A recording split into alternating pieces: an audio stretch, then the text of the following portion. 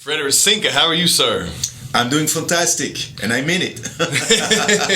So, you are a French immigrant. Correct. Here in the United States, you've been here a while now. We met a few weeks ago, probably a month or so ago, and you got to telling me your story a little bit, and I said, man, stop right now. I got to get you on a podcast, and we got to talk about this, in the studio, because you seem like a very interesting individual. So, man, I just wanted to jump right into it, man. So tell me about growing up in France and how you got here and, where you're at now. Well, I am from France, south of France, right at the border with Italy. Actually, I am half French, half Sicilian. Okay. So grew up poor. I mean, no shame. You have to understand, back in the days in France, you didn't have middle class. You were like really poor, or you have the very rich people. And this is how I grew up. So my dad was just like a blue collar, but he was a drunk. So we it's like I discovered later we had money, but all the money was going in hoes and drinking. So he had girls on the side, and my mom didn't know, and he would just come drunk every day and beat of us. I know it sounds kind of gimmicky, but that's my life. So like when I was five years old, most of my bone in my body was broken already. That's why it was violent. And when you grow up like that, you just have already to go in survival mode. So of course, at school, I used to get already expelled all the time because I had a lot of rage. Yeah. And if it was not for my mom, who was a saint, I would probably be dead right now. But she was like, you know what, go as far as you can. And I kind of made it, but the attitude, I was always a lot of rage and always being expelled and talking to, not because I was a bad guy, but because what was going at home, you go to school and it was a reflection and people didn't care at the time. Yeah. It's just this is France, okay? This is you don't call the cops, you don't sue your parents. Right. Like so the only choice you have was to just take it somewhere else, and I did. When I was 17, I got in a bad fight with my stepdad. Actually, it was my stepdad, and I realized that I was not a kid anymore. I beat him up, and he got so offended. He went to get his gun and he shot at me. Okay. And he missed. Okay. And that was it. It was it. I picked up just a couple of clothes and I left, and I never turned back. I never went. I'm 52. I never went back ever to that house. Okay. And that's where the other side of my family, the Sicilian, they saw me, with that rage and ready to go, and they just like boop, pluck me. And that's why I started to get involved with nightclub and mafia stuff because my uncles were in the mafia, and they was like, hey, we don't worry, we take care of you, and they did take care of me because I don't care what the movie says or what people think. Italian people are really family oriented. Yeah. So you're 20 and you're at the head of a club, a nightclub, and you drive cars that nobody has. You always have cash in your pocket. It's very attractive, and that became because of my mom. I was still going to school, and I get my diploma in order. Yeah. But I had that addiction of the nightlife. That's how it started with me. I loved music already since I was a kid. And now you tell me I'm in a club where you have the music, you have the lighting. I've always been fascinated with the laser and everything. And I'm making money. Yeah. So it became really my reality for many years. Yeah. Well, so that's crazy now seeing, just like, let's double down on that part. Okay. So, being in France, growing up through that abusive childhood, getting out of the house, getting into the mafia side of it, and getting into the nightclub scene. So, tell me how that plays out. All right. Well, I don't want to scare you. No, you're not scaring. You're not scaring anyone. But listen, these people need to hear this stuff. Well, if you're okay to share it. No, I'm okay because here's the thing. I love my mom because my mom, she saw that the turn that I took, but she never ever criticized me. But she will be like, I want more for you. Be careful with those people and whatever. And I was like, well, this is part of the family. They take care of their own. But she was like, try to do something else. So that's why in parallel, I did get my diploma. I did get an MBA in marketing. Okay. I did get a master in music engineering. And the funny thing is when my uncle realized that I was kind of the servant, like, oh my God, he's not just a guy that can actually be mean and go break knees to collect money because that's what I ended up to do. my uncle was like, hey, you want to make more money? I have a lot of people who owe me money. If you go and collect, I don't care how you do it, we will always back you up. You get your cut. But when you realize I was also this guy who get his diploma in order, he started to use me for more like, I don't know how to explain it, vicious ways. So he will have rivals that they need to get rid, because, you know, my uncle had those where you play poker, so clandestine poker rooms. And by the way, he actually died. My uncle was shot. He was 61. That was right before I left for the United States. It started to get hot. He was shot in broad daylight. What year was this? So I left in 1996. So it was in 1995. Okay. He was shot in front of his wife, kids, by rival people who wanted to take over because poker, you know, clandestine poker is a lot of money. So this I know it sounds probably too much for some people, but this is part of my life. Yeah. And so he will use me to go and befriend very rich lawyers and stuff like that. And then the goal eventually was just to scam them to take money. And I have no shame. This is part of my life. Yeah. This is who I am.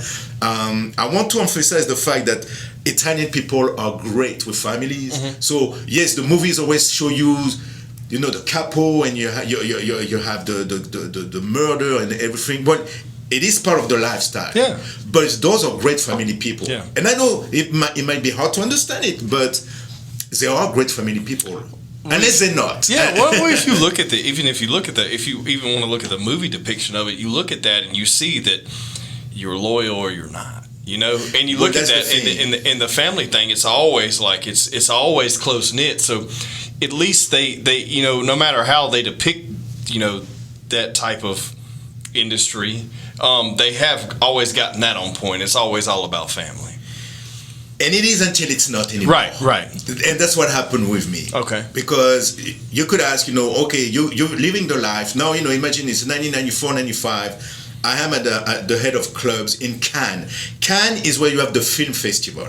It's south of France. It's called the French Riviera. You have the film festival where you have all the movie stars who come once a year. Imagine now you have a nightclub in that environment. So I had like 100 of pictures with stars. Yeah. And this is really exciting. But you don't realize that you're being sucked in a system that is very dangerous. Yeah. Not the movie star, but I'm talking the nightlife. Yeah. Because you make money, you bring attention. You know, you make money, people say, well, maybe we should take over that club. So, unfortunately, in 1995, it was a shooting in the club. Okay. I'm the DJ, you know, I'm the director, but remember, music is my passion. Yeah. I started to be a DJ, I was 14 in 1984, playing disco, you know, it was in the 80s, it was a lot of 80s disco. And in 95, on New Year's Eve, it was rival. People came to mess with the club, and unfortunately, 2 people died.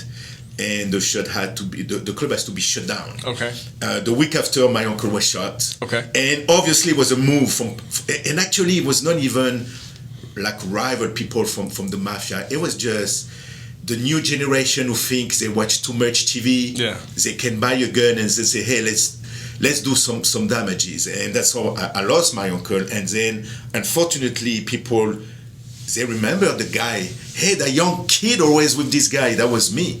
And I felt that my life was in danger. I have a daughter. Now it's 96. I have a daughter. And I'm like, what I'm going to do? So I went to see his brother, my other uncle. I said, I'm out. Okay. And he was like, no, you're not. Oh, okay. Yeah. And he was like, no, you're not. You don't. He said, what do you mean? And I said, dude, I can't. You know, I said, he was like, well, you know, he said, you like the money? You like the cars and all the money you spent for the last, 2-3 years? He said, you can't.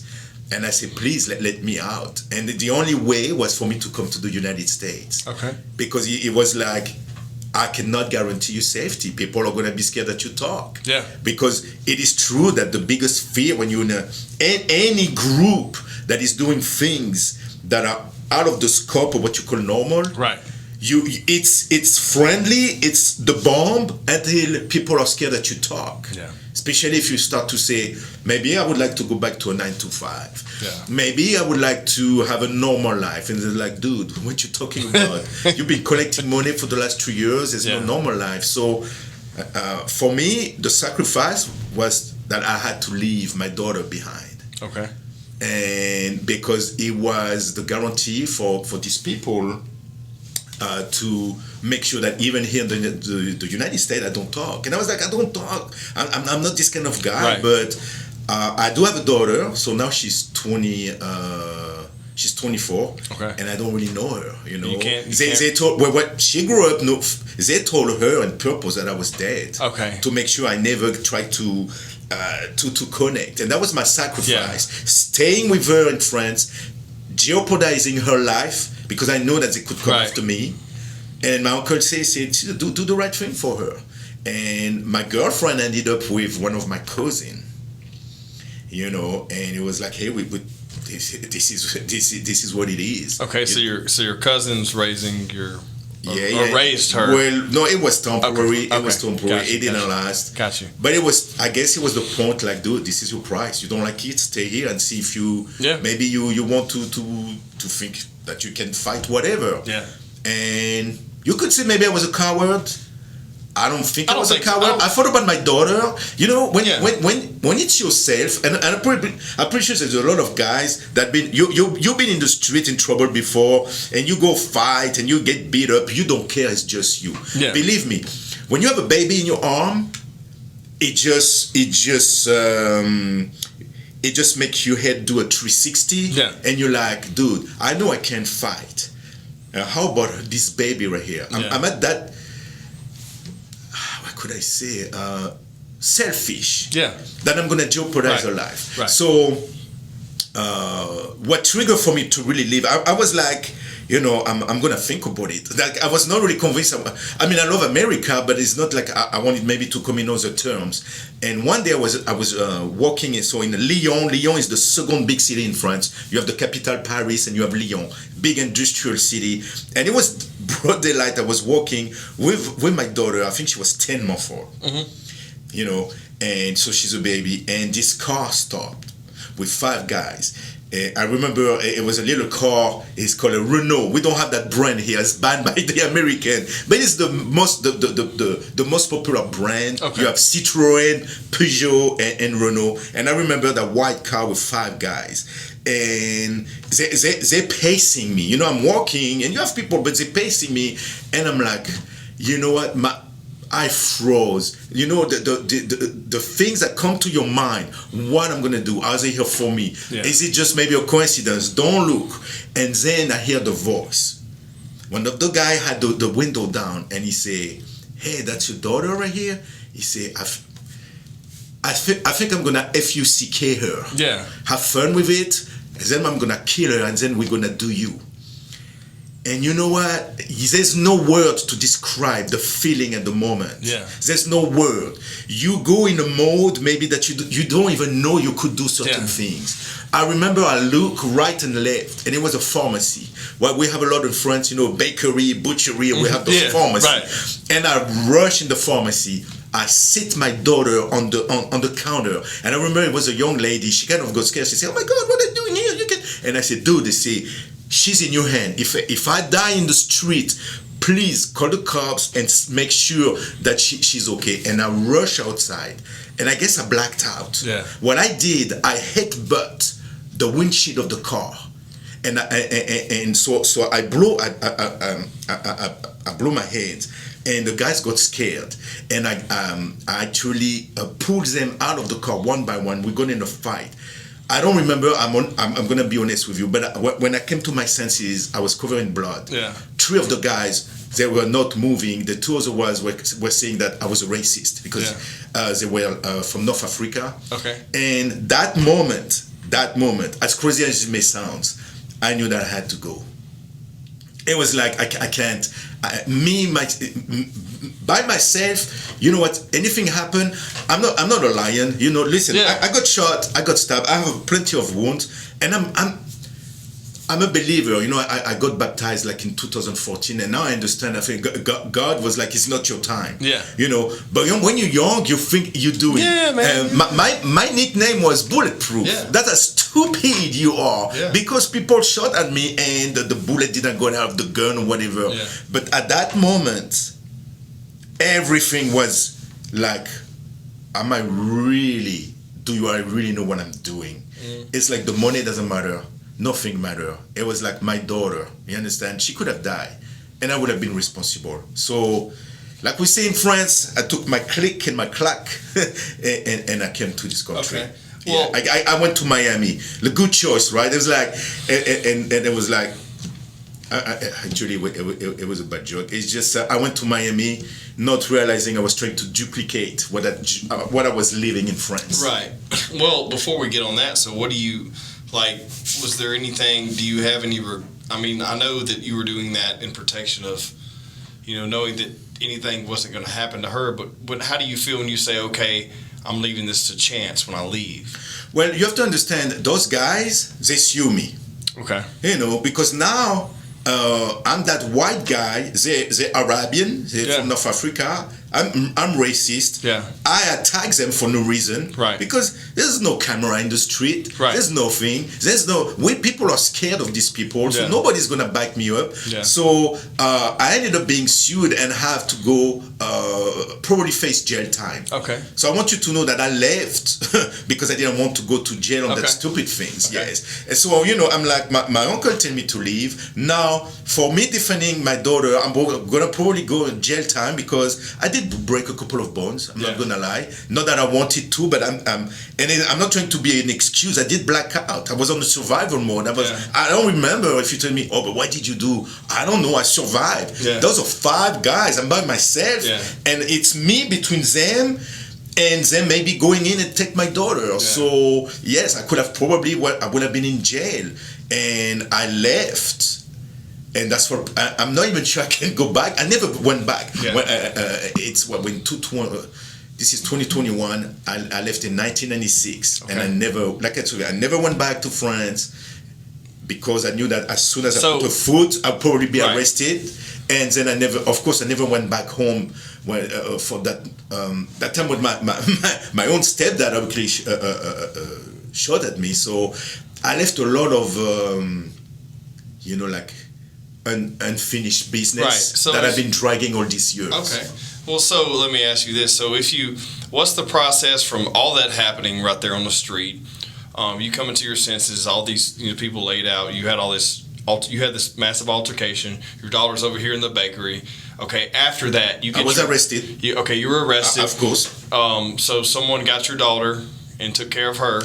Yes. Okay. Yes. When they called, I told them to call the mom. Okay. Because the mom was home actually. So the mom, that was the part where the mom actually got my daughter back, and kind of was like almost like I don't really know this guy. It's like it's not like you have the 2 kinds. Yeah. The one who back you up. Yeah. Like they say, every strong man has a strong woman by the side. Yeah. But remember, I'm in my 20s. I'm 26 years old. She was much younger. I think she was 23. And even though her family actually were gangsters too, so it's not like we were 2 different worlds. My girlfriend at the time, her family was, she came from like that gangster family. But maybe at that time she saw me like a loser, probably. Look what you did. How dare would you get in? She didn't try to understand. I didn't go and create that. It just happened. Yeah. So at that moment, like I said, it was like, you're alone. What I'm gonna do? Even my girlfriend, she doesn't want to have anything to do with me. Yeah, right. I'm not even sure if that or they already talked to her. So it's like I was paranoid. I'm not gonna lie to you. I didn't know if those guys were sent by maybe my own uncle because they didn't have the nerve to do it themselves. You ask all those questions and you lose your sanity to the point that the only exit was like, look, as soon I know somebody's gonna come and pay, for the bond, because it's the same system, and as soon as I'm out, because I didn't kill anybody. Okay, so I'm not sure. Listen, it's the 90s. I'm trying to understand. I didn't kill anybody, and Yeah. I was able to take a plane ticket. You know, Yeah. when my bond was paid, they say no things, no ankle stuff. You know, that does the movie. I was released, and I was like, you know, I need out. I need out. I knew how to. I did a lot of cocaine at the time, you know. It was just part of the game, you know. So I knew to make cash. I had cash. I talked to a couple of my friends who think it was funny. Let's go to the United States, and we left. Me and two of my buddy, and it was like, let's leave France, that stupid country, behind. There's nothing for us. It was like, Fred, don't worry. You go to the United States, you make tons of money, and you come back and you fuck those people up, you know. And so I was like, yeah, let's do that. Okay. So we left, me and two of my buddy. One of the guy had a club. He sold his club. The other guy was a guy. His parents. I don't even know he was with us. It was a rich kid that thought he wanted to be a gangster. But we all went to Miami to have like a new life. Yeah. Okay. So all this happens. Basically, your dollar gets taken away from you, per se. I mean, and at the same time, you're come out of jail and you're trying to get out of the game. You realize that it's going to be a fight to try to have something to do with your daughter. It may be best just for her safety for you to leave. It's best for you to walk away from this life. That way, nothing happens to her, nothing happens to you. And so you link up with these guys, and here you go to Miami. We go to party. Okay. It's Miami, you know. And like when I say we go to party, no, the goal was to buy a nightclub. Yeah. And to just maybe do a small version of what we were leaving behind. I remember one of the guy was just a rich kid who just wanted to pretend that he was in the nightlife. And there's this thing, you know, when you have too many chefs in the kitchen, things don't go too well. Yeah. And we're in Miami, we found a little club on Espanola Way. So Espanola Way, it's like the heart of South Beach. Okay. So forget about Miami. Miami at that time is a little bit dirty. You have those huge strip club. You can't even compete. But South Beach has more like lounges, restaurant. So we buy a little club that we call People Lounge. Okay. And we put a lot of money. So it was small, but it was classy. You had red velvet, leather, wood, cherry wood. We had a bar that was in cherry wood. And what year was this? So 96? we opened, when we opened that club, we opened it in 98. 98, okay. 98. I'm in America. I went in 96. I traveled a couple of times. Yeah. And I knew that I wanted to go. My goal was to span my trips much more because you know I'm very organized. Yeah. But that was rush. It's like, take your marble and run and start a new life. And so, yes, 98, with my two friends, we found this little club, and, you know, the lease was, I think the lease, 98, it was $12,000, just the lease. You know, then you have your liquor license.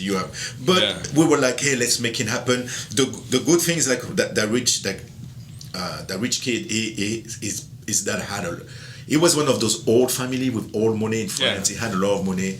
So at the beginning, sometime when we were like going down, because my two other buddies was putting a lot of their nose, and I was like, dude, I know it's a nightclub, but we need to make some money. Yeah. And I don't know how we survive because we only play house music. It was only EDM. Yeah. So it was ballsy because it's South Beach, people come to have fun, so it's top 40 and stuff like that. Yeah. But we all had that love of EDM, electronic music. So it was house music, you know, techno, a little bit of tech house, tribal.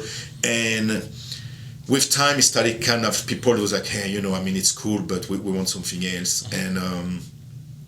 And we ended up doing on Wednesday a hip-hop night. And that's how we met DJ Khaled. Okay. The DJ Khaled. Yeah. When he was DJ in my club on Wednesday, he was the DJ of a huge club in South Beach. Uh-huh. Man, what was the name of that club? Not Level. It was an after-hour club on downtown, because downtown has the 24 hours liquor license. South Beach, by 4:30, you get the music, you're done. Okay. So we went, and DJ Khaled had like a couple of nights in that club. it was packed, and we were like, I didn't want hip hop. I'm gonna be honest. I have nothing against hip hop, but hip hop night, we were a bit scared of maybe the crowd, but you know what? It was our best night money wise. We started to make a lot of money, and the things started to go haywire, like party too much. My friends, they were younger, and they got confused with income, gross, net, and they started to steal money. Of course, let's be honest, it's South Beach, so you have the girls, the drug, the alcohol, the sun. That's the worst recipe when you're young to try to make money. It's just the worst recipe. Did I have fun? Yeah. Yes. You know what? I had a lot of fun. We make money, and you went right back in the party. And finally, in 2000, my friend's dad was like, I don't send money anymore. My other friend's dad came. He was really upset. He was like, dude, I don't know you guys what you're doing. And we started to fight. And you know, when you start to fight, I mean, not fight, but you know, like hey guys, we disagreements. Disagreements, and we kind of disbanded. They went to Egypt. And they opened a nightclub, and actually they became really successful. Okay. One, I don't know what happened, it disappeared. The other one went to Dubai, so from Egypt went to Dubai, and he did the sound system for one of the most bizarre club in the world. It's a triangle completely made with glass, and people say you can never put a sound system in something like that, and he did it. And it was made by French people, and that club still exists. It's in a hotel. I think it's called Blue, and now he's the general manager of one of the biggest hotel chain in Thailand. Okay. So that's his story. For me, I don't know what I was doing. I was like, well, I can't go back to France. You know, they left, and I met, so it was a very famous restaurant on South Beach, and I remember I was just walking on Lincoln Road. Lincoln Road is this beautiful street where you walk, and all it is lounge, restaurants, and painting gallery.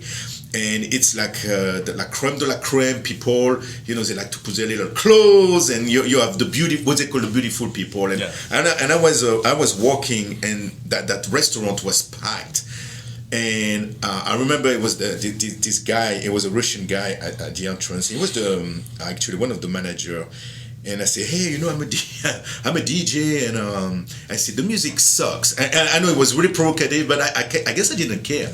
And he was cool. He was like, actually, it sucks. You're right. I was like, no, I know I'm right. And he was like, well, who are you? So he said, oh, I know that little club, People Lounge. Okay, he said, would you like to do, we have tryouts on Thursday.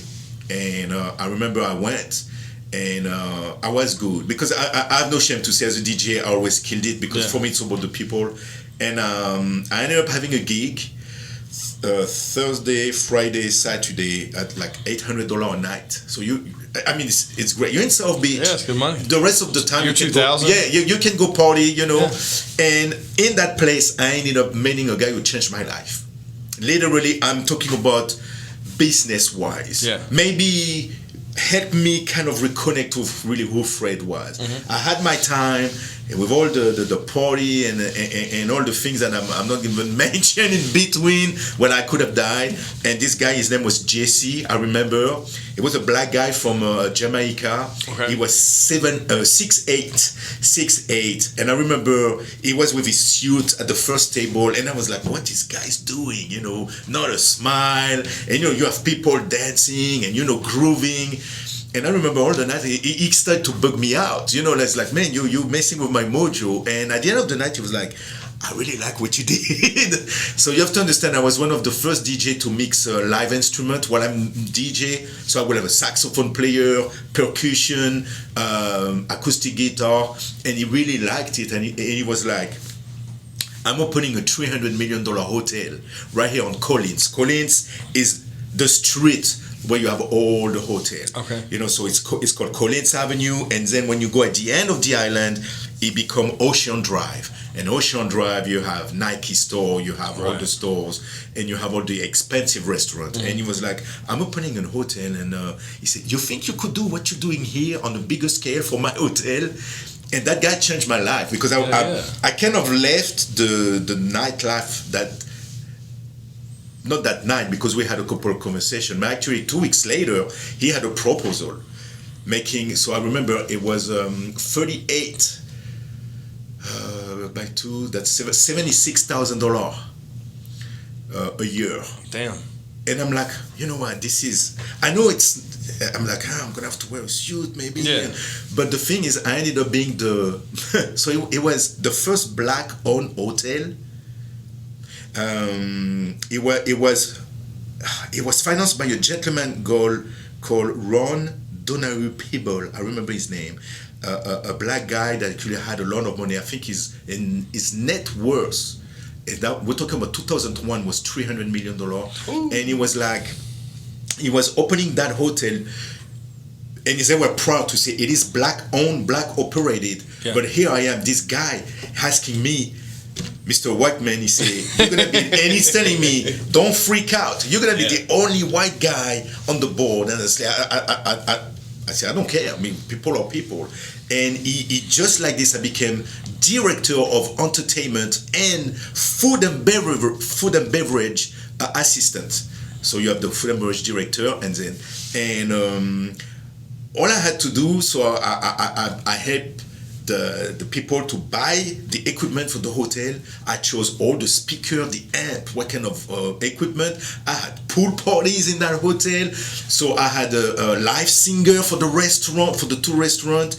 And I remember one day he said, you know what? He said, Frederic, he said, you if you put your mind to it, what you're doing here is nothing. He said, I think you can become a great businessman. And I remember he gave me that box with tapes, cassette tape, and it was Zig Ziglar, See You at the Top. Yeah. So it was the cassette, not the book, the one you put in your car and you listen in the morning.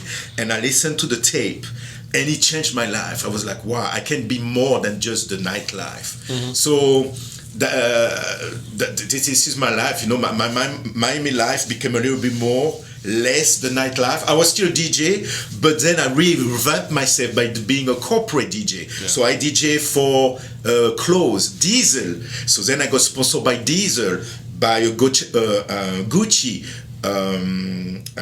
all kind of brands, and I started to Polo Ralph Lauren. Actually, I got a gig in the Polo Ralph Lauren stores in South Beach. They actually built a DJ booth on the second floor, and I was making a lot of money. So it was kind of like still do the music that I love, but doing it in a more like maybe regular way, and less dangerous. Yeah. And that's what I see saved my life, because after that, you know, it's just more new doors that open, and eventually I still had my recording studio. I started to sign artists, so I started to. I remember I did my first company, my first LLC. I don't know here, but in Florida, LLC is the best for the taxes. Yeah. And I started, so I had 3 record labels. I started to sign artists, and I became, you know, really somebody that is more business oriented. The music, yes.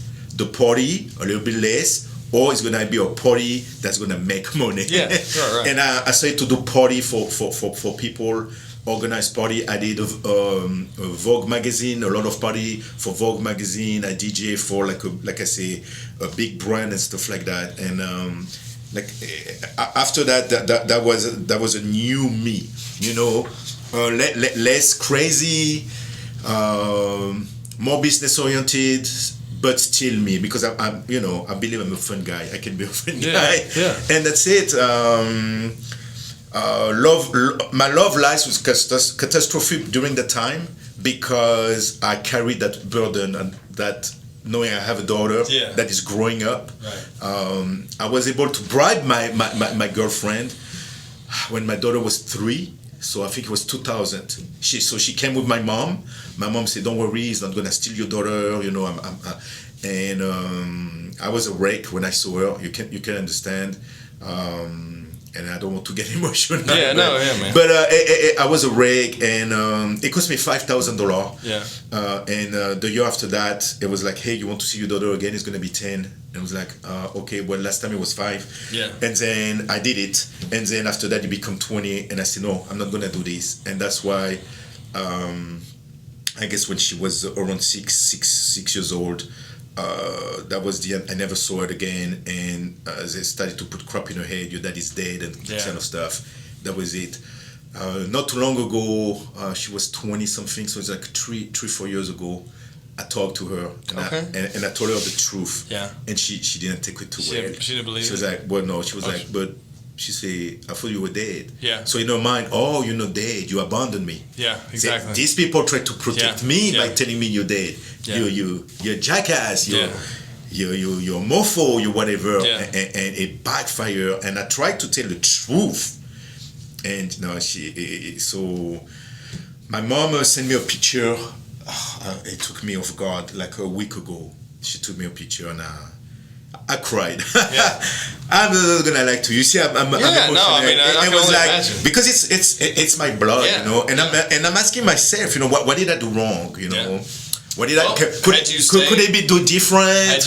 Well, we can't do that, you know. Had you stayed, she could have died. You know, those threats could have been real. You but don't know. if we have if I will never get involved with that life. Yeah, but I mean, maybe I didn't have to leave. You know, but that's the if you question. never would have gotten that life, you would never would have met that person you met during that life and had that child. You know what I mean? Since you never even meet I know. It's the kind of if that if you start that if road, you never stop. Yeah. But at the end of the day, my love life. I got married. First time with an entertainer that I met in the hotel. We were married after 3 weeks. Don't ask me why. It just says on my Miami Beach effect. And then it was just the party life. I was probably the wrong person to get married to. Yeah. A lot of drugs, a lot of party, and divorce after 7 years. It was getting violent, a lot of alcohol and stuff like that. Mm-hmm. Not me. I'm not a violent person, but she actually, and this is a true story. I never hit a woman in my life. Yeah. But in the street is different. Yeah. But woman, my mom used to say, "You don't even hit a woman with a rose." I remember my mom used to say. And the thing is, like, I started to get attacked physically by my wife because she's like out of her mind. And so the divorce was really, really bad. She tried to kill herself and stuff like that. So after that, I was like, I had a moment where I was like, again, what I'm gonna do? The business side doesn't matter, you know. I'm now imagine. So now on top of the entertainment, now I'm working for a company like Comcast. Not as an installer, but we're doing fiber. Right. So I was trying to help a guy, and I remember the guy was like, "Well, what you gonna do? Fiber? You come from the clubs?" And I said, "Yeah, but I'm this." Right. And I ended up having like a team of 80 guys. My boss, he went from doing like 19 million in a year to 26 million. Yeah. And I guess because of what I mentioned earlier, you know, when you kind of drag things, it's all of a sudden you realize that you work to try to escape your life. Yeah. You know, it's just become about the money. And I remember it was 2010. So imagine, I found out that my stepdad died. He died 2 days after telling my mom he wanted to come here to say sorry. It didn't happen. I felt robbed. You know, like I wanted closure. Yeah. He was murdered. I mean, he was murdered by his lover. Woman, he cheated. So he cheated on my mom for 11 years. The whole time, yeah. Yes, and so you know, I found at some point in 2010, I found myself in the curve. I was making a lot of money with Comcast because I was a contractor, and I was making a lot of money to my boss. I had a Hummer, I had everything that I wanted, but I was miserable. Yeah, and I started to go back. If you remember when I tell you that guy saved my life, but very quick you get sucked up by what you know best. Yep. And I started to go to the strip club again and do the drugs, and I didn't care. And I told the people I don't care. Yeah. Until I met my wife. And that's the second person who came in my life to rescue me. Yeah. And I love her to death. It was actually a friend was like, hey, you should go on Match.com. I was like, I say, you're such a loser. I go to a strip club. I can find. He was like, he said, no, I'm talking about somebody who's gonna care about you, not your money. And I go to Match. So 2010, I got the end of it. It was like September. Maybe October, I go on Match.com, and it was a promotion. You have 3 months to find somebody who will pay you back. And I was like, I know they're gonna give me my money back. And true story, 3 days before the end of the promotion, I was like already writing the email. It was like $30, like 15, maybe $12 a month. Yeah. It's not about the money. It was about the point. Like, websites don't work if you want to find a wife, right? And I see my wife now, and I see her, I was like, oh, my wife is black. Yeah. I love black women, yeah. And so I see her, and she was like, wow, she was beautiful. She had a blue outfit, and it was the sun, and it was like, and so I remember I sent her, I think where you can send her like, what is it called that? Whatever, like some type of message. Yeah, no, it's a wink or something, okay, something to say. I don't remember. And she answered. And then she disappeared. Like, and we still talk today. It's a funny story. She snubbed me. I don't know why. And I was like, who she thinks she is? So I remember sending a salty email. I'm like, look, I thought like maybe we could go on a date or whatever, and you disappear. And the end of the year passed, and I'm kind of like bitter about it. Yeah. I just entered my phone. I told you those websites don't work. Yeah. And like in January, she contacted me, and I guess I like her really much. So I didn't hold a grudge too long. Yeah. I tried, but we actually started to do different. I come from divorce and hurt. Actually, she was come from divorce, and she was like, how about we don't go on a date? Let's talk on the phone and become friends. Yeah. And if we can become friends, then we take it to the next level. Okay. And we did that. We became friends to the point like we would every night after work, all I was doing is talk on the phone, like on the video. Yeah. Skype. Yeah, Skype. Okay, I'm sorry. That's old school Zoom. And when you talk to somebody every night for like 7 hours non-stop to the point like you're falling asleep, and she was the one, But the thing is, the funny thing, she's my wife is, and she was when I met her, a woman of God, a church woman. Yeah.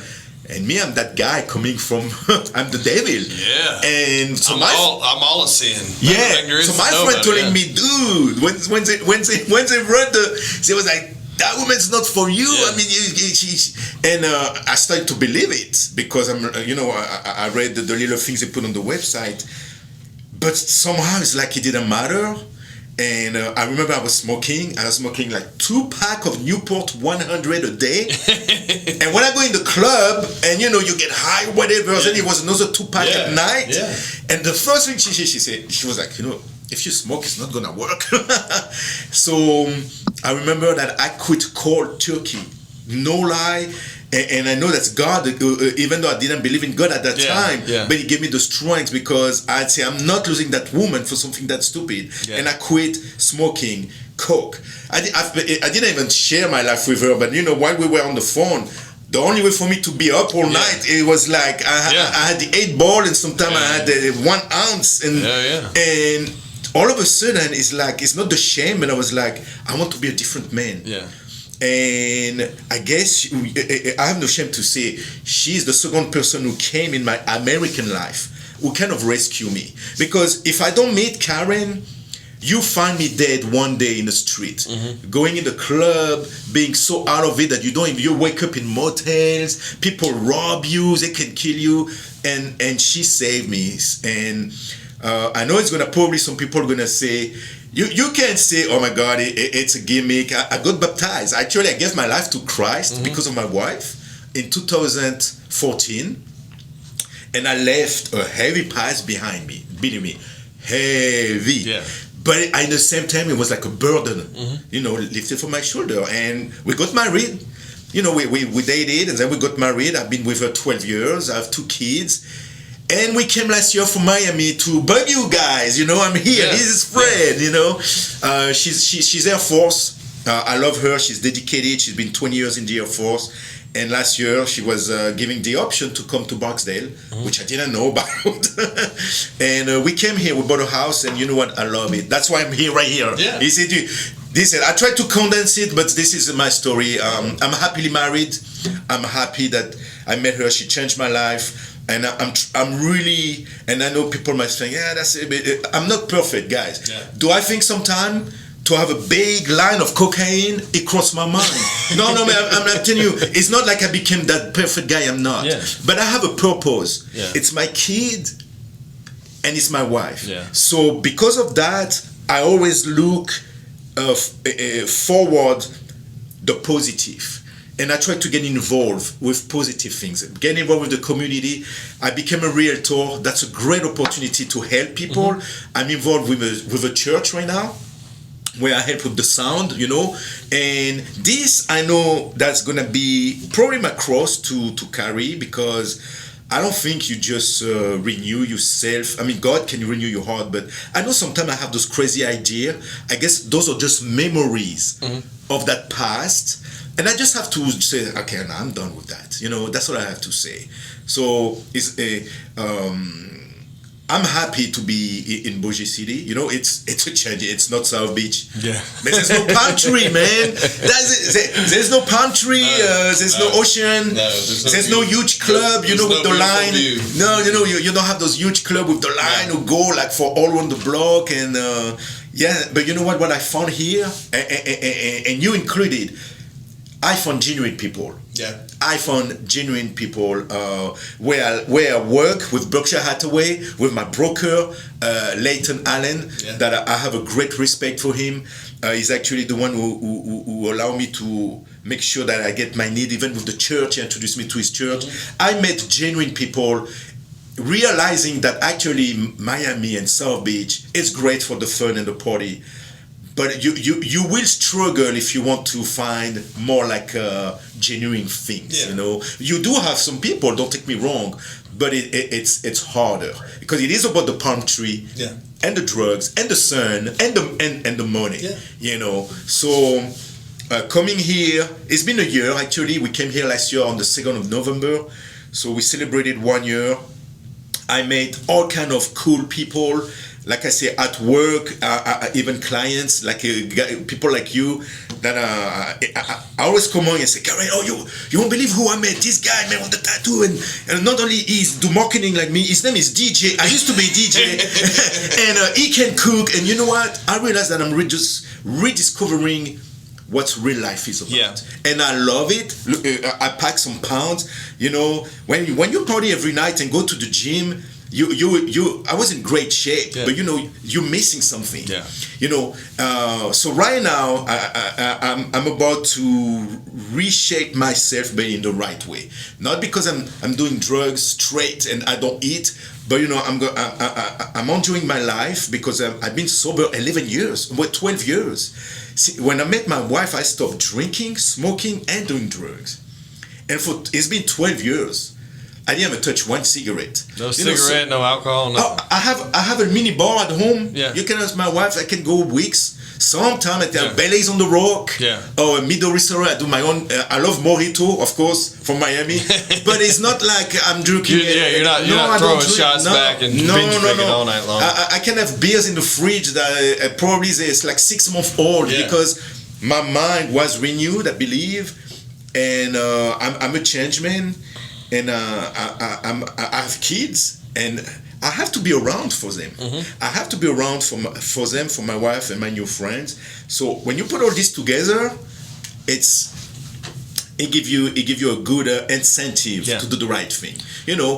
Am I perfect? No, I'm not perfect. I'm not a saint. No, but every day when I wake up, I have a choice. I could say, hey, listen, I'm going to Miami for a weekend. I could have that choice to do that. I could have that choice to go and be sloppy and just go back to my past. I just decide not to. Yeah. There's so many things I want to do here in Bossier City. We bought a home, and I told my wife I don't want to go back. Let's stay here. The kids love the school. This is my new life. There's cool people like you. We're gonna do more podcasts. We're gonna cook Gator together. Hell yeah. You know, like I told you, I would like to open a French restaurant. Yeah. Probably in the next 2 years. So Fred is here to stay. I'm sorry if my story is a little bit heavy to digest, but this is how I come. You know, I know sometimes a couple of people told me, "Oh, you shouldn't share your story because you shouldn't talk about certain things." I don't have anything to hide, because if you can like me for who I am right now and you're gonna judge me on my past, well, you know what? Ciao. You know what? I don't need to be with you, because what I am right now is what I have to offer. You know. Now, everybody make mistake, you know. Yeah. Everybody make mistakes. So well, that's something very interesting too, and I think it's great. I think your story is amazing, and that's why I immediately was like, "Hey, man, it's amazing to meet you." When I first met you, don't tell me anymore, only because I want to hear this shit on my podcast, because I feel like that I have a platform now where we can share these things and it actually means something because people care. Well, not a lot of people. I want you to know, I gave you some kind of a lot of information that I didn't share. Well, a lot of people. Well, thank you. And I guess for me to be able to put it out there, even though I was told, keep it quiet. Yeah. No, I have nothing to hide. Yeah. This is me. My past is actually kind of shaped me, you know. I mean, yes, I had an error and trial, but hey, look, I'm alive and I'm in good shape. And my mistake don't define me. And that's why I would like maybe to tell people, all mistakes don't define us. They were mistakes. Mm-hmm. Now, if you choose to repeat those mistakes, it's a different story. Yeah. But even though you should still love the people. Yeah, I mean, I couldn't agree more. And I feel like that we have that in common, because I had such a rough and rowdy past, and now it's like I figured out what works and what, taking all the things I learned from the street and applying them to realistic things and operations that actually have some type of positive impact. You know what I mean? You've learned 100%. So much. You live in the negative so long, and whether it's fights, partying, drugs, hatred, just all that bundled together. You live in that so much that it can consume you. But if you can somehow, we've gotten out of it, if you can get out of it and then look back on those things and say, okay, what did I learn while I was in that headspace, and how do I twist it around and apply it in a positive manner? Because if you've seen the good, the bad, and the ugly, then you know how to, kind of shape and mold those things. But what you were saying earlier, the club scene and the nightlife, and it's such a, and then moving to applications of current life now, it's such a mirage. Oh, it is. It looks amazing. It looks amazing on the outside. You're like, oh my God, it's so fun. And it looks amazing every night. You're like, okay, where we're going to go tonight? What are we going to do? Who are we meeting up with? So-and-so's going to be there. Okay, we got free drinks, whatever. Somebody's got some blow. Let's hang out. We're having a good time. And the next morning you feel like complete shit, and you're just living for the next night. And then at the end of the day, you look back and realize that these people are only temporary connections. No one gives a shit about me. At the end of the day, they don't. Especially when you own the club. No, they don't care. I thought I had all those friends. Yeah, no, they don't care. Just because I was giving free drinks away. Exactly. Yes, they just don't care. Yeah, and you start waking up and take something, whatever button that may be, to be pressed to realize, okay, this is not something that's sustainable. You can only do this for so long. I'm going to be OD'd somewhere in a hotel room. I'm going to get shot somewhere because I'm doing something I shouldn't be doing, or I'm going to get screwed over somewhere in business. And there's so many negatives, and the only positive thing is like, okay, this is great to experience short term, but it's not something that you want to stay in and live in, because there's no getting out of it. And so I can relate to you there, because I've been in those things. I've been in those things in the past, and I've lived through those things, not to the extent that you have, but on a smaller scale, not so many years, but probably like 5 or 6 years of kind of the same kind of operations. It's shallow. It's very shallow. Yeah, and I look back on it now, I'm like, I thought I was the coolest motherfucker out there. Yep. Like people were hanging out. Yeah, and everything was cool. And then I look back and I'm like, man, now I can be, the cool person over here trying to help people do things. Listen, I'm gonna tell you one last thing that made me realize when you say that is, if we have time, I'm gonna be really short. Yeah. When I realized, like you said, that everything is just powder to the eyes. I had those clubs and those restaurants. I thought I had all those friends. Mm-hmm. I really thought that these people were my friend. You know, you show up on Friday and Saturday. You go to the VIP. It's your club. Yeah. People almost worship you, but really they're waiting for that free bottle because I'm very generous. And then you have those movie stars who come to your club because, you know, people talk. And I remember having basketball player and, you know, having you pay promoters that bring you the beautiful people. And you say, oh my God, this is my empire. People love me. And one day, I found myself in a heck of a pickle where a girl I was dating from Venezuela was kind of like probably more street than I am. She was, for my money, I didn't know. And one night, she opened the door in the middle of the night and I have those street dude jump me to force me to open my safe. Yeah. And so I was two guys behind. They put my hand, put it on the counter of my own kitchen, took a knife and started to cut my thumb. You see of my you can see it, but you see of my the nail had that little thing right here because it was cut. And not to mention the excruciating pain. I did get out of it. I got beat up.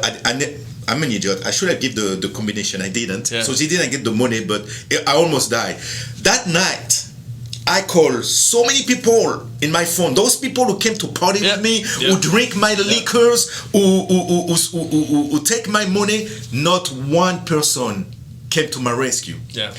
I found myself in the middle of South Beach, in the middle of the night, bleeding, with half of my thumb almost hanging. I was just trying to go to there's a hospital called the Mount Sinai Hospital, and I remember that one guy. So he was a promoter, you know, promoter of people who bring people to your club, and he make a lot of money on my back. And I remember where he lives. So I remember I go in the tower, and it's that one of those fancy tower. You have to talk to somebody, or where are you going? You can't just take the elevator and say, can you call Zach?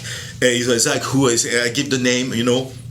And I remember the dude he didn't let me go upstairs. He come downstairs in his underwear, and you know, with the robe but open with the underwear, and he was like, and he see me, so I'm bleeding. Imagine what you just got jumped, you're bleeding, your heart is racing, and you're waiting for somebody to finally maybe join you with that pain. So now we know what to do.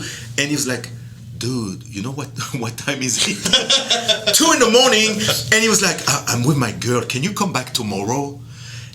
Listen, true story. I was like, is that guy for real? But he hit me. He hit me at that moment. There's no friend. Like you said, the party one day will stop. And the people you think were around you. I went, actually walked to the hospital. And at that time, and that's when I say when JC Sanders, that was his name, JC Sanders, that Jamaican guy from the hotel saved my life. I just started, you know, so I was in between, and I guess for me it was my wake up call. I was in between, and so I went to the hospital, and they kind of like reconstructing my finger, and actually I called him, and he came. Imagine the general manager of a 300 million hotel. This guy came, and he said, what are you doing with your life? You know, he didn't judge me, but he was like, dude, he was like, this, I care for you. So he paid. I remember, because I'm French. I don't have the insurance. Nothing. He paid for the procedure and everything. I remember we drove back to the hotel, and I was like, oh my God, that guy's gonna lecture me. He didn't lecture. He didn't open a word. I remember he said, hey, do you need some cash? Do you need anything? And that day I knew. That's why I said that I knew that I will be leaving. I would be leaving that life behind because it's not worth it. Eventually, you might die because people just don't care. And that's why I say yes. The nightlife, guys, I love it. Partying, it's super fun. I don't deny it. But on the long term, you have to know what you want to do in life. Yeah, it's great. It's great for a year or two when you're young, but I'm trying to make it. Been there, done that. Move to the next. So this is kind of my crazy life. Actually, I didn't share a lot of that information to a lot of people. But you know, you're a cool guy, and I say, you know what, I'm gonna. I know you're not gonna judge me, and I appreciate. I know some people might judge me, and it's okay because it's a lot to digest. That's why I say some people at work who's like, no, I don't care because you know what, I am who I am, and you're right. those mistakes actually help you of course to shape in something better. Of course. I mean, that's what it's hard to look back and realize who you used to be and think it's almost like imposter syndrome, right? You're like, oh, am I really who I am now? I used to be this shit show, you know. I used to be this shit show. Yeah, I was cool for a minute, but like, it's like it makes you into who you are. And I mean, I take everything. I'm like, I'm not gonna, and I love that you said all that and you're so real about it, because I don't want to hide any of my past mistakes, because had I not made all those mistakes, I wouldn't be sitting right here who I am right now. And somehow, and I know we could debate, and I know some people are not going to agree, and that's okay. But I believe, like I touch this table right now, having that life, it gives me an age to survive. Yeah. Where if tomorrow I'm in the street and somebody comes for my wife and my kids, don't worry, that lion will be back in a heartbeat. Yeah. I don't go around and when I drive, that's the only thing that I ask my wife. When I drive, if you do me wrong, I will follow you to the next line and get out and say, get it. No, you know what? God is still working on me. But when I drive, I don't know. I lose it. But other than that, I don't go around trying to say, hey, that was my life. Do you know who you're talking to? Yeah, no, I mean, I try to be humble. Recently, I've been I kind of like put in a position where people were calling me names and stuff.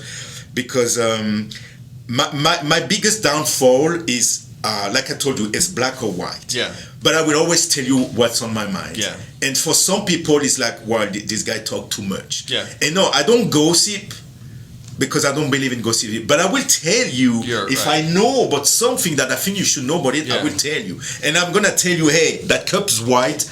That's Mike's black. I'm not going to tell you, maybe if you think, this is light blue. And I realize some people don't like that. But I won't change. At least with me, you know what you're getting into. Yeah. I'm not perfect. I have a lot of flaws. I do believe that God is still working on me. I repent a lot, believe me. Like I came here, I drive, and I don't know why. As soon you put me in a car, and I'm like the Grinch. I'm changing, But I know that eventually I'm on a road to better myself. As a father, as a friend, I want to just be better, and I believe like what I did today, that's a way actually to shed. Yeah, of course. That's a way to peel that stuff and really put it in the archives, like like on the computer. Put it on the disk and put it in the closet, throw with the key. Mm-hmm. And for me to share with you, it allow me to actually go and focus on what's in front of me. My wife, my family, my new career as a realtor, the new people that are in my life. And hopefully, if I really do things that was going to annoy people, I hope they will just tell me, say, hey, Fred, Well, I mean, it's genuine. You have the immigrant spirit, which is always impressive to me, because any immigrant comes here from knowing that we're all privileged as fuck, and we all have it very easy here. I mean, we do in this country. I grew up. Imagine you're in a country, you watch TV, and all the shows are from America. Right. So you're like, well, I want to be there. Yeah. We don't have this, So somehow it kind of reshape your mind since you're a kid. I remember watching the Stocky and Hutch and all those shows, like the $1 billion Man, and everything come from America. And what you don't realize, you start to do history at school. It's about America and how they save France, because you know what? I have no shame to recognize. The United States of America saved Europe in 1944. There's no doubt. Mm-hmm. We will get our butt whooped by the German and the Russian. And so I have no problem to recognize all that, And I think the biggest gift, let me rephrase. The greatest gift I could give a kid is my kid. Having them here, giving them the opportunity to be born in this great country. Yeah. And I always try. I did stupid things here in this country. I was arrested in South Beach for doing stupid things, and I know the word, felony. I know what it is. I know what it is to eat bologna sandwich for many days. I did jail time, and It is what it is, but it's just because I was stupid. But I have a great respect for this country. And my kids, for me, like if tomorrow something happened to me, I'm not claiming it, but just to know that they will grow up here and not in France, where right now I don't think the future is bright. That's the biggest thing I could do if I had kids. Yeah. That this country allow me. Oh, by the way, I am, because somebody asked me, I am legal, okay? I've been here since 1996, so just if it cross your mind, I am legal, and I can prove it. He's got papers. But yeah, I get all kind of papers. But yes, the greatest gift for my kid is to allow them to be born here, and they will grow up free men and free women in this great country. Yeah. And at the end of the day, despite all those things that I'm able to share with you guys, I am so grateful to be able to live here. Well, yes, I'm grateful to have met you, and I'm sure everyone that hears and watches this is going to be grateful for your story and you just being so genuine. You know, that's something that's hard to find these days, but I mean, a lot of times it takes someone coming out of the dark into the light to share those things. You know, Did I give you a headache? No. Oh, okay, man. You're strong. I'm excited. I'm excited about it. I want to keep going. We got to cut this thing off. Fred, thank you so much for coming on. Do you have any last words? Anything you want to leave anyone with? Last word? No, really. Just want to see to the audience, like to the people who will actually pay attention to the show today. I know it was a lot of information that might be out of the scope of what's called normal. I just thank you in advance if you don't judge me. The only reason that I share openly is because, number one, because DJ is a cool guy, and I know there's a friendship coming, and it's a way for me, for you and the people that have started a friendship, and this is who I am, you take it or you leave it. So in advance, I thank you for not judging me. But again, everything that I say was genuine. I know it's a lot, but it's a way for me to better myself and leave the past where it belongs. And that's it. It was great. It was fantastic. And I hope that nobody passed out. No, I'm just kidding. Like I said, I thanks everybody in advance for trying to understand what was the reason and the purpose me doing this podcast, because a lot of people actually started to send me DM on Facebook, not too nice. And I'm not gonna say name, it's just the life, and for me it was like not to score, but just to like, okay, you want to know who I am? I say, what the best way to do it publicly? And I didn't know when I came here I would do that. I say, we're gonna talk about politics and religion, and you say, no, Fred, no politics, no religion.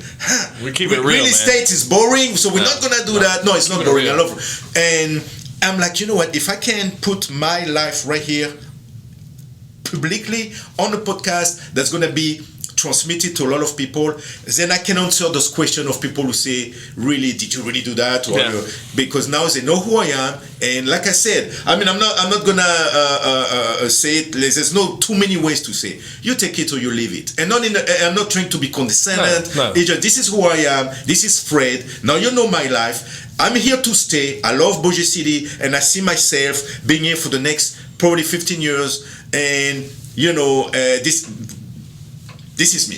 This is me. I'm not gonna change. I can get better.